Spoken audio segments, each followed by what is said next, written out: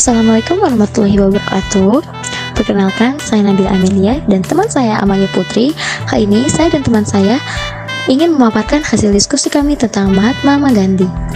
Mohandas Karamchand Gandhi, 2 Oktober 1869 sampai 30 Januari 1948, adalah seorang pengacara India nasionalis, anti kolonial dan ahli etika politik yang menggunakan perlawanan tanpa kekerasan untuk menimpa kampanye kemerdekaan India yang sukses dari pemerintahan Inggris.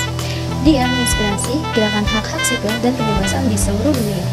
Gelar kehormatan Mahatma dari bahasa Sanskerta berjiwa besar terhormat pertama kali diterapkan padanya di Afrika Selatan pada tahun 1914, sekarang digunakan di seluruh dunia. Mahatma Gandhi lahir pada 2 Oktober 1869, Porbandar, India, dan meninggal 30 Januari 1948 Delhi.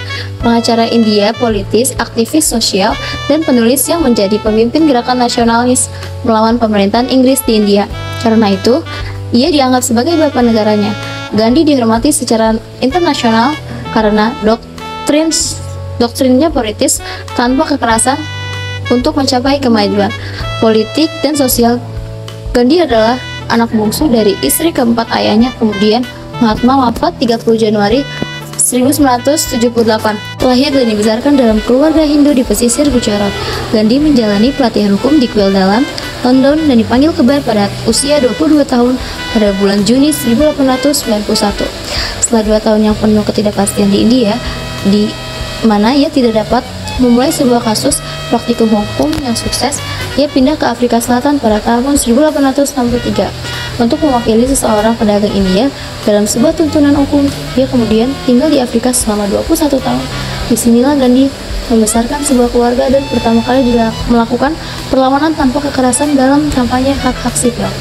Pada tahun 1915, dalam usia 45 tahun, ia kembali ke India dan segera mulai mengorganisir petani dan buruh perkotaan untuk memprotes pajak tanah yang berlebihan dan diskriminasi. Fasilitas pendidikan di Porbandar masih sederhana.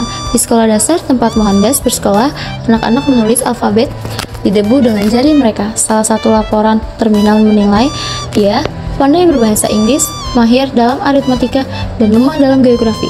Melakukan tulisan tangan yang sangat baik dan buruk. Dia menikah pada usia 13 tahun dan kehilangan 1 tahun sekolah.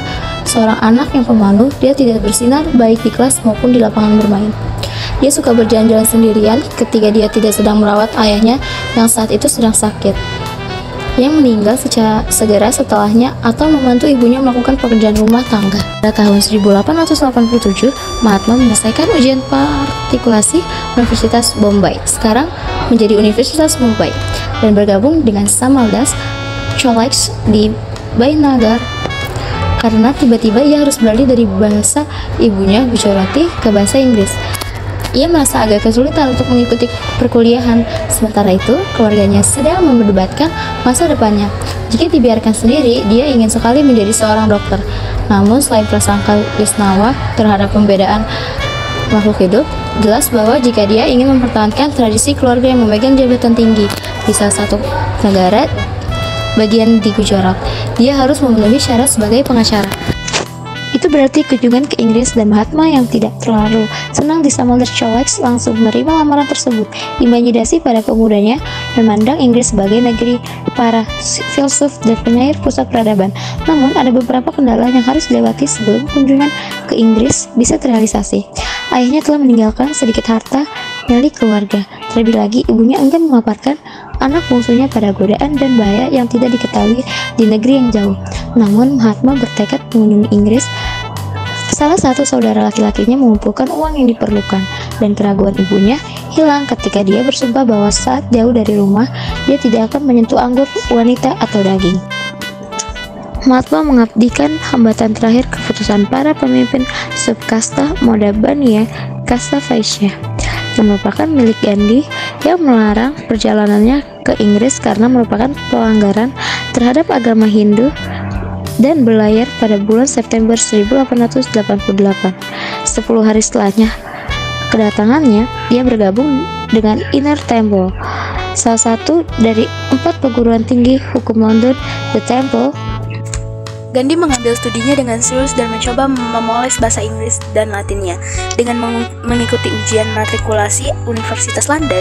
Namun selama 3 tahun yang dihabiskan di Inggris, perhatian utamanya adalah masalah pribadi dan moral, bukan ambisi dan akademis. Peralihan dari suasana setengah pedesaan Rajkot, kehidupan kosmopolitan London tidaklah mudah baginya saat dia berjuang keras untuk menyesuaikan diri dengan makanan, pakaian, etiket barat.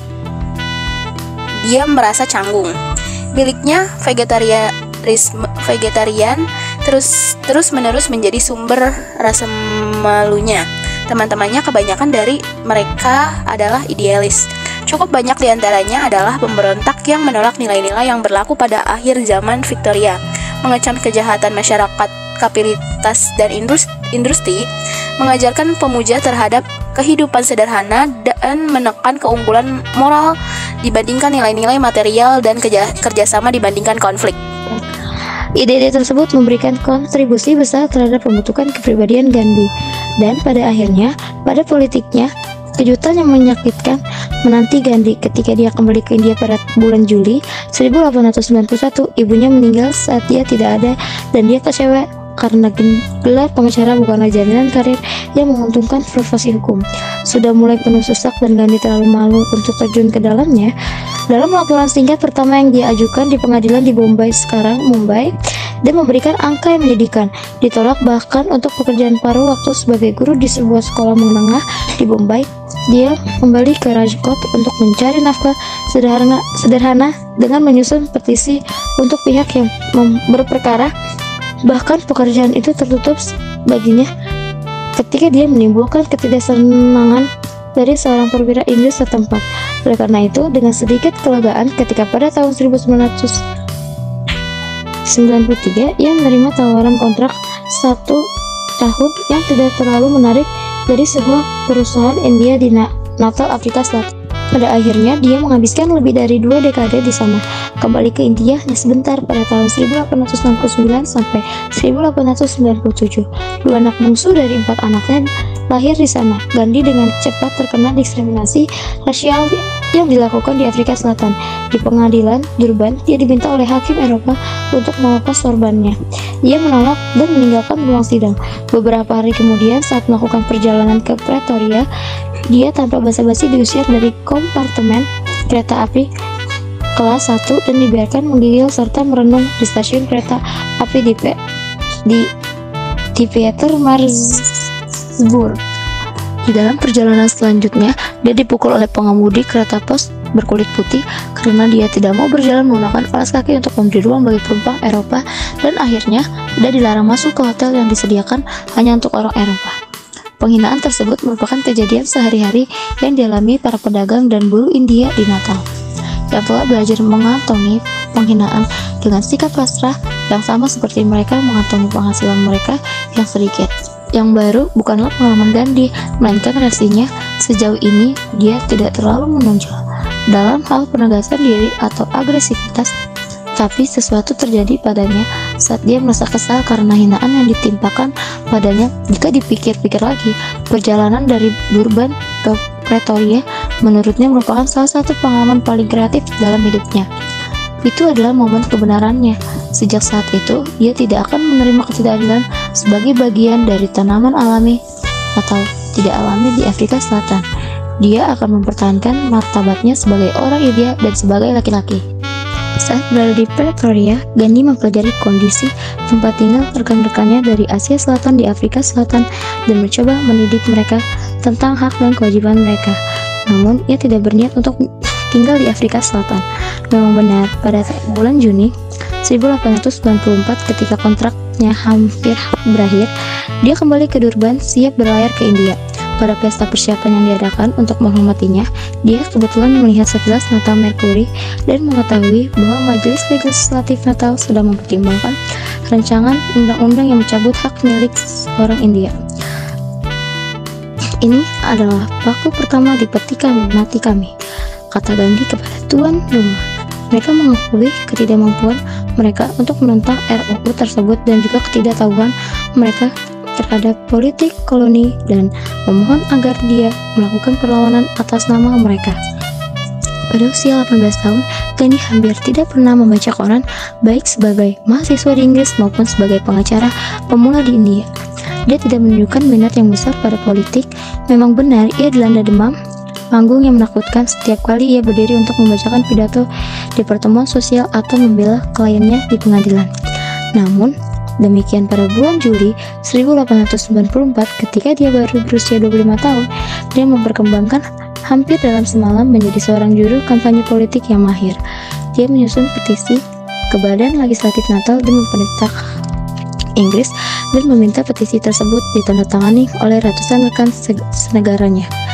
Ia tidak dapat mencegah pengesahan RUU tersebut, namun berhasil menarik perhatian publik dan pers di Natal, India dan Inggris terhadap keluhan masyarakat India Natal.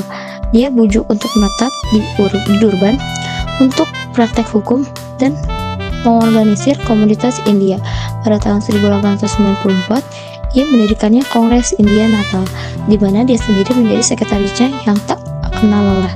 Melalui organisasi politik bersama itu, ia menanamkan semangat solidaritas dalam komunitas India heterogen. Dia membanjiri pemerintahan, badan legislatif, dan media massa dengan pernyataan-pernyataan yang beralasan mengenai keluhan masyarakat di India. Akhirnya, ia memaparkan pandangan dunia luar tentang kerangka dilemari kekaisaran diskriminasi yang dipraktikkan terhadap warga India Ratu Victoria di salah satu kolonialnya di Afrika.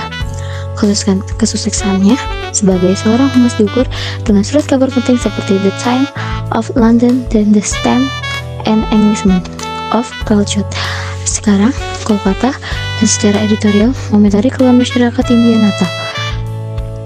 Pada tahun 1869, Gandhi pergi ke India untuk menjemput istrinya, Kasturba atau Kasturbai, dan anak tertua mereka, dan untuk mencari dukungan bagi orang India di luar negeri. Dia bertemu dengan para pemimpin terkemuka dan menunjuk mereka untuk berpidato di pertemuan publik di kota-kota utama negara tersebut. Sial baginya versi-versi kacau di aktivitas dan ucapannya sampai ke Natal dan menyulut kemarahan penduduk Eropa. Saat mendarat di Durban pada bulan Januari 1867, dia diserang dan hampir digantung oleh massa kulit putih. Joseph Chamberlain, sekretaris kolonial kabinet Inggris, mengirim pesan kepada pemerintah Natal untuk mengadili orang-orang yang bersalah. Tetapi Gandhi menolak untuk mengadili para penyerangnya. Ia mengatakan sudah menjadi prinsipnya untuk tidak mencari ganti rugi atas kesalahan pribadi di pengadilan. Gandhi bukanlah orang yang menyimpan dendam. Tentang pecahnya Perang Afrika Selatan pada tahun 1899, ia berpendapat bahwa orang India yang mengklaim hak penuh kewarganegaraan di koloni mahkota Inggris Natal berkewajiban untuk mempertahankan. Dia membentuk korps ambulan yang terdiri dari 1.100 sukarelawan, 300 diantaranya adalah orang India bebas dan sisanya adalah buruh kontrak. Perjuangan di Afrika Selatan berlangsung selama lebih dari 7 tahun. Terjadi pasang surut, namun di bawah kepemimpinan Gandhi, kelompok minoritas India terus melakukan perlawanan terhadap rintangan yang besar. Ratusan warga India lebih memilih untuk mengorbankan mata pencaharian dan kebebasan mereka daripada tunduk pada hukum yang bertentangan dengan hati nurani dan harga diri mereka.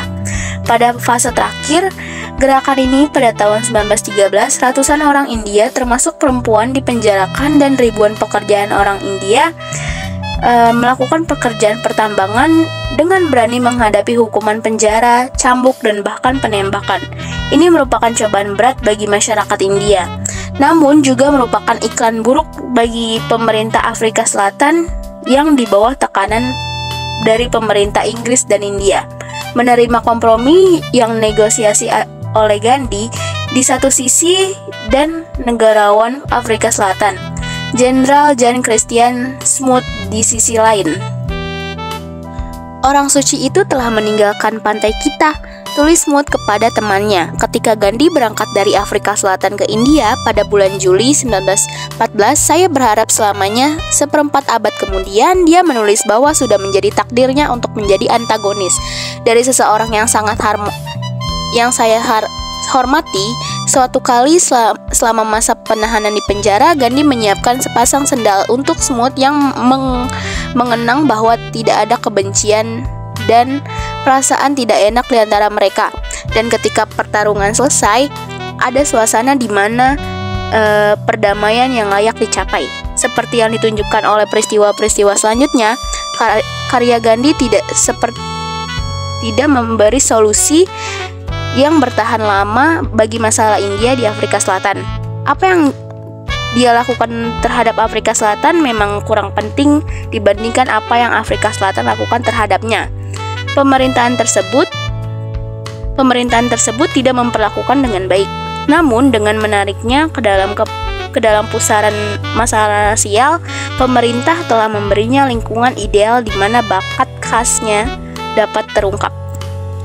Gandhi memutuskan untuk meninggalkan Afrika Selatan pada musim panas 1914. Tepatnya sebelum pecahnya Perang Dunia I, dia dan keluarganya pertama kali pergi ke London di mana mereka tinggal selama beberapa bulan. Akhirnya mereka meninggalkan Inggris pada bulan Desember. Tiba di Bombay pada awal Januari 1915. Selama 3 tahun berikutnya, Gandhi tampak berada dalam ketidakpastian dalam politik India, menolak untuk bergabung dalam agitasi politik apapun, mendukung upaya perang Inggris, dan bahkan mengkerut tentara untuk Angkatan Darat British Indian. Pada saat yang sama, ia tidak segan-segan mengkritik para penjabat Inggris atas tindakan mereka yang sewenang-wenang atau menanggapi keluhan kaum tani yang telah lama menderita di Bihar dan Gujarat. Namun, pada bulan Februari 1919, Inggris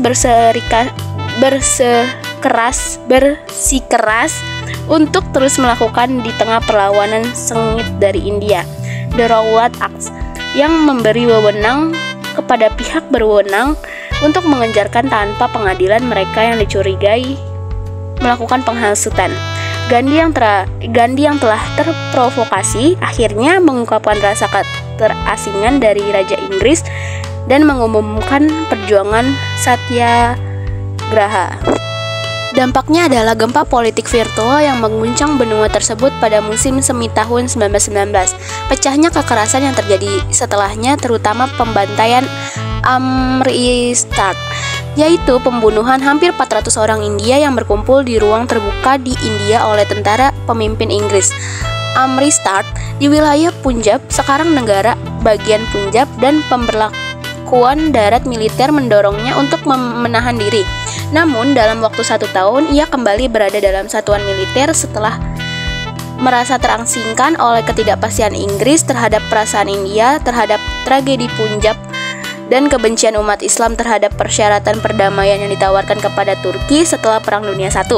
Pada musim gugur tahun 1920, Gandhi menjadi tokoh dominan di panggung politik. Namun pengaruh yang belum pernah dicapai oleh pemimpin politik di mana pun di India atau mungkin di negara lain. Dia memberontak pemain berusia 35 tahun itu.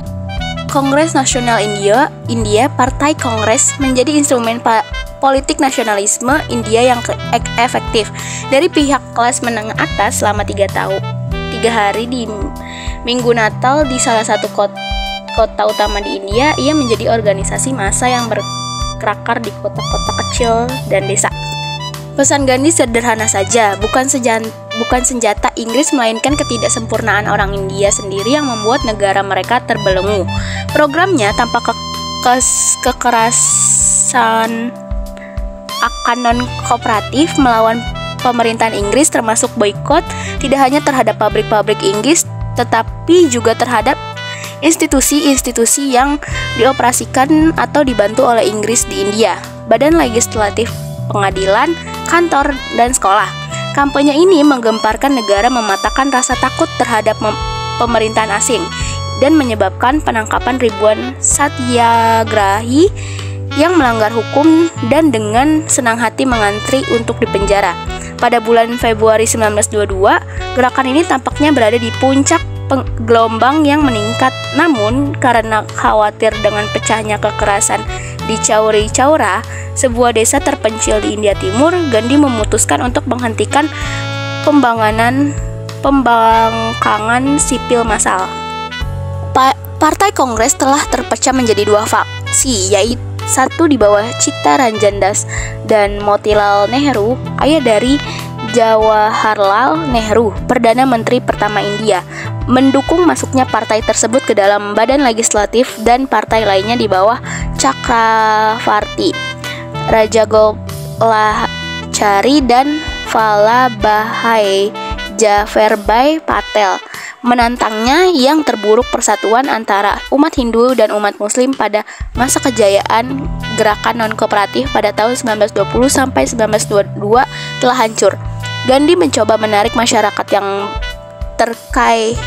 yang bertikai keluar dari kecurigaan dan fanatisme mereka melalui penalaran dan persuasi. Akhirnya, setelah terjadinya kerusuhan komunal yang serius, ia melakukan puasa selama 3 minggu pada musim gugur tahun 1924 untuk membangkitkan masyarakat agar mengikuti jalan kekerasan. Pada bulan Desember 1924, dia diangkat sebagai presiden Partai Kongres dan dia menjabat dalam 1 tahun. Selama pertengahan tahun 1920-an, Gandhi tidak begitu tertarik pada politik aktif dan dianggap sebagai kekuatan yang sudah habis. Namun, pada 1927, pemerintahan Inggris menunjuk sebagai Komisi Reformasi Konstitusi di bawah Sir John Simon, seorang pengacara dan politis Inggris termuka, yang tidak terdiri dari satu pun orang India. Ketika Kongres dan partai-partai lainnya memboikot komisi tersebut, tempo politik meningkat. Pada sesi pertemuan Kongres di Calcutta pada bulan Desember 1928, Gandhi mengajukan resolusi yang penting yang menuntut status domisi dan pemerintahan Inggris dalam waktu 1 tahun di bawah ancaman kampanye non-kekerasan nasional untuk kemerdekaan penuh. Sejak saat itu, Gandhi kembali menjadi pimpinan Partai Kongres. Pada bulan Maret 1930, ia meluncur Salt March, sebuah satyagraha yang menantang pajak garam yang berlakuan Inggris, yang berdampak pada kelompok masyarakat termiskin. Salah satu kampanye spektakuler dalam sukses dalam perang non-kekerasan Gandhi melawan Raja Inggris yang mengakibatkan lebih dari 60 orang dipenjarakan. 1 tahun kemudian, setelah pembicaraan dengan Raja Muda Lord Irwin, kemudian Lord Khalifah, Gandhi menerima gencatan senjata Pakta Gandhi-Irwin, membatalkan pembangkangan sipil dan setuju untuk menghadiri konferensi meja bundar di London sebagai satu-satunya perwakilan Kongres Nasional India. Konferensi tersebut yang berkonsentrasi pada masalah minoritas India dan bukan pada pengalihan kekuasaan dari Inggris merupakan kekecewaan besar bagi kaum nasional India.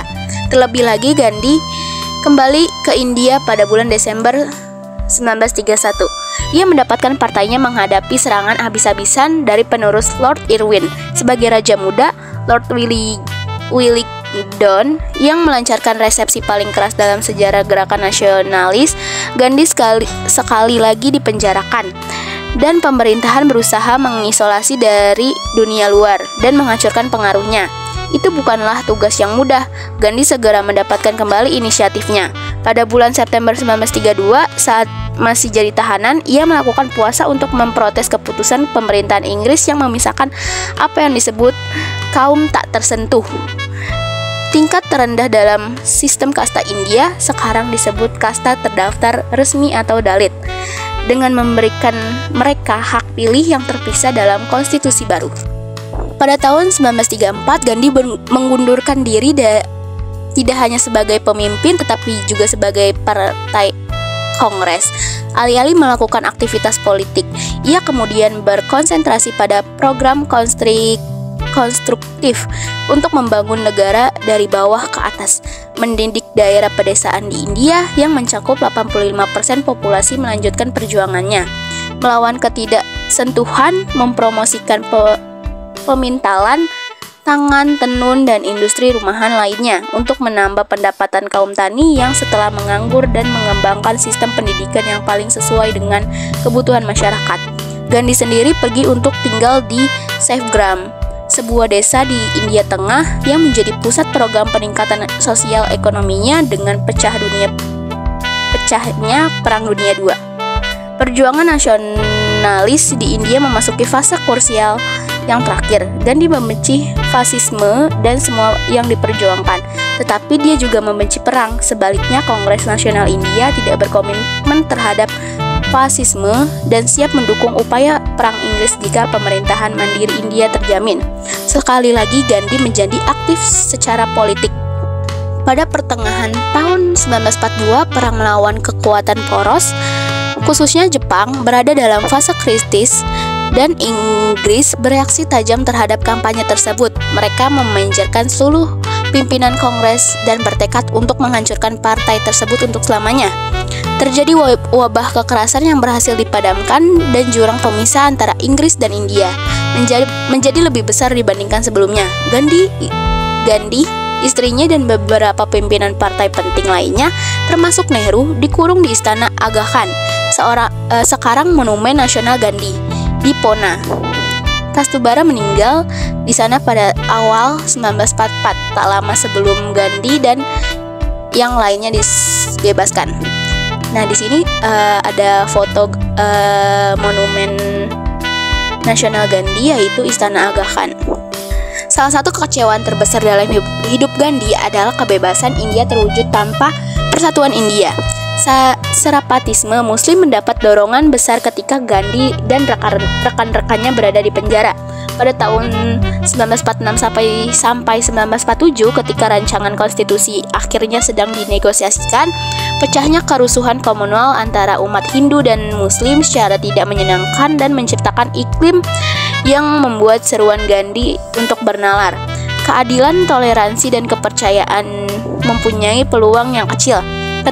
Ketika pembagian anak benua diterima bertentangan dengan nasihatnya, dia mengarahkan segenap hati dan jiwanya ke dalam tugas untuk menyembuhkan luka konflik komunal.